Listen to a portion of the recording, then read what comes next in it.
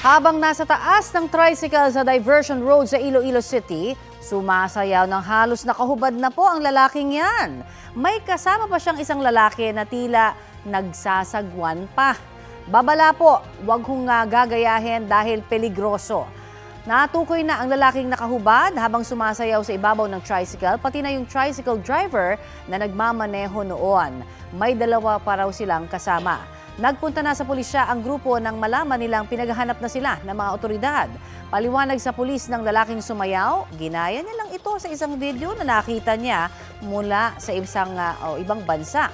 Ayon sa LTO Region 6, nalagay sa panganib ang mga sakay ng tricycle at mga motorista sa paligid nito. Bibigyan ng show cause order ang tricycle driver. Pagbabawalan naman daw nilang makakuha ng driver's license ang iba pang sangkot sa video kung wala pa silang lisensya.